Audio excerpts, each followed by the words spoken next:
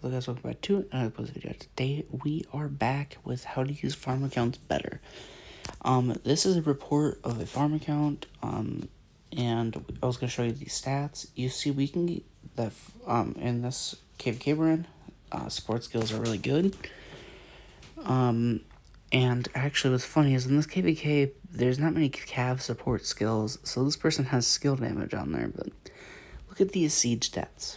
These siege stats are crazy. And then you go down here, you get counterattack damage, damage reduction, skill damage reduction, ranged normal damage bonus, technically.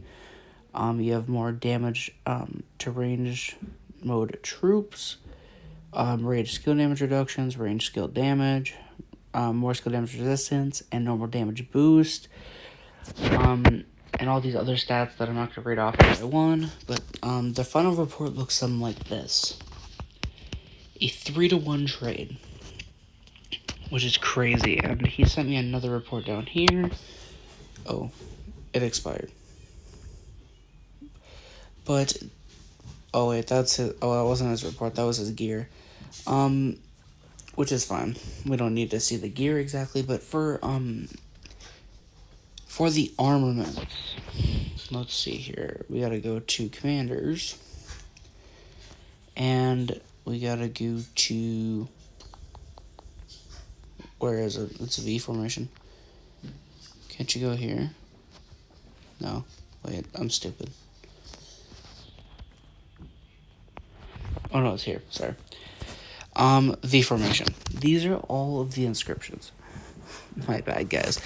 One inscription I do not suggest getting out of all these legendaries is Sharpshooter. It is just, it's not as good as you think it is. It's not, like, if you sit there trying to get it, don't worry if you don't get it. It will be just fine. You can, other inscriptions, though, I would say you can get are, like, there's, like, ones like Robust, or there's, like, Warcry, there's Well-Clad, you know, those kind of things. I think Iron Wall, yeah, less normal damage. This is actually a decent one, too. Same with this one, all damage. I don't think there's any other, like, crazy ones, but, other, like, this one's a pretty decent legendary inscription. If you just get it, you don't, I wouldn't suggest, you know, swapping any armaments over, of course, but make sure, you know, you get your inscriptions where you get them. At the end of the day, it doesn't matter, what inscriptions you have for, your siege, 100%. What matters is your gear, which, if we go down to the blacksmith, and we go down to these sets, this is the gold set that you're going to want.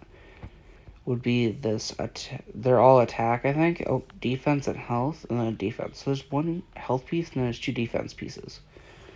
But this is a 5-piece set. It does come with a helmet. It does come with a chest piece. It comes with gloves, pants, and boots. It does not come with a weapon, because I think there's actually, you could get this weapon too. Not that weapon. One of these, oh, here it is. There's the Twilight Epiphany. This is a siege weapon that I would suggest saving up for and getting it, because it's a very good siege weapon. But if you can't get it, that's alright too. This is the best siege stat you can get. I suggest just starting with, like, Iconic 1 on everything, and if you get crits, great. If you don't, you don't. Because just the raw stats alone will make this the best Siege March possible. So that's for gear. Armaments don't really matter. I'm not a Siege expert, though, so if you guys are watching this and I might get stuff wrong, please go check out Mr. Siege or Dark Siege. They know more about Siege than I do. I'm just making this video to tell you that you guys should be investing in a Gajamada or a Cordova, because it does also According to Kevin, let me look at the thing here. Yeah, QSH has a damage reduction skill, which is skill number 4, which is completely bypassed with ranged commanders, which is a very big W. But, like for example, we have pass 7 soon. We'll have siege probably lined up all across the pass here, and they will too. And whenever the enemy comes through the pass, or you go through the pass, your siege will be able to back you up, which is a good way to make sure that main accounts will obviously be pushing the enemy back, and your farms will be pushing the KP numbers up, obviously farming KP. So that is a W there, but I do always suggest with siege though, one thing I do know, if you go to engineering, if you're going to run a siege march, the best siege march in the entire game is Gauge Armada with Cordoba. The Cordoba is a must expertise. Gauge Armada does not have to be expertised, but if you want a good siege march, you should expertise them both. I have seen people run, who is it? Oh yeah, here. John Hunyadi. This is not the best siege commander in the game. People see this rage gain speed bonus and be like, oh my god, that's crazy OP. It's not. It's not that good. Yes, siege gain rage really slow, but the rage gain speed bonus does not help as much as you think. The only bonus that you would get that you don't get on Gauge Armada or Cordoba is actually the support tree, which actually, if we went and looked at a commander with the support tree, like CPL, the support tree has skill, combo, and spike damage reduction on parts of it, I think. Yeah, here too. I don't know where all of it is, but there's a lot of reductions on the support tree, so definitely would do that. But this is a must expertise pairing if you want to have god tier reports. If you want to just, all rate reports, then you don't have to expertise them. But if you are going to be using your farm in KVK, you should always be running a siege march so that your farm is gaining KP for you. Because in most kingdoms, your farm's KP does sometimes count towards your main's KP or your DKP, which helps your main in plenty of ways. Like if you're falling short because you missed a fight, your farm KP from past, 7 or whatever, or if you miss part of Kingsland and you got a bunch of KP from your farm past 7, sometimes some kingdoms will give you a little bit of your farm's DKP pushed onto your main. But some of these other commanders like Margaret or Bobber or Steven, Archimedes and Mary, this is a good KVK 2 pairing, but I wouldn't invest in them. If you get them, you could use them to get a good start in your siege journey, but Gauge Armada and Cordoba are a must-have siege pairing. And as you can see, the report that he shared me is absolutely disgusting. 3-to-1 trade is just nuts. So consider investing in a siege march for your account. I would always suggest if you're trying to run a 6th march, invest in siege. Siege is absolutely disgusting. It will always give you these decent reports as long as you're not caught in the enemy ball.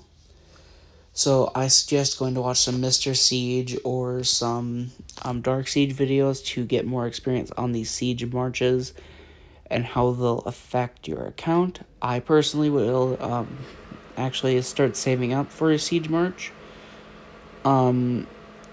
as my next march, because if you guys didn't know, I recently actually expertised QSH and I've been saving gold heads. I currently have 42, but that number will go up fast. And my QSH gear is obviously just mid, but this QSH gear has been farming some KPs so far, so hopefully in past 7, this QSH gear will start farming. And also some bigger news that came around. The Tempest Clash came around. Smelt and Meld came around. So you can dismantle legendary equipment. And it gives you back every material that it costed. So like this Shio's return costed me 145 legendary materials. This pant blueprint costed me, what's that, 150 or something? I don't know, I can't, some of these, like this, cost me 120. I didn't get a crit. I just threw a crystal on there, same with this. I would actually be super tempted to dismantle the coin during this event. Because it would give me all my legendary materials back.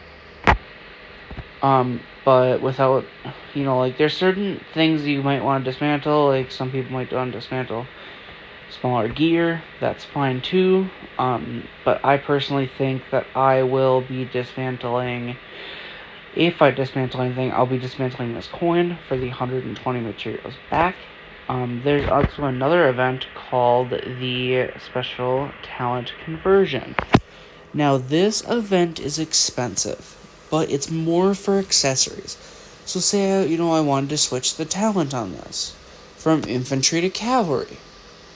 Well, it would instead throw me, for when I put it on an infantry commander, it gives me the bonus stats, it would be cavalry.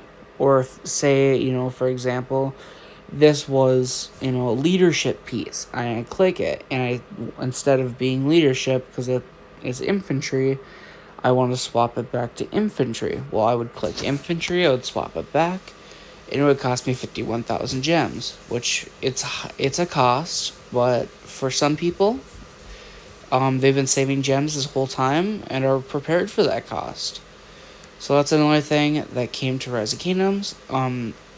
But I will be making an account review before past 7 here in the next few days. If you guys did enjoy, please like and subscribe. Peace.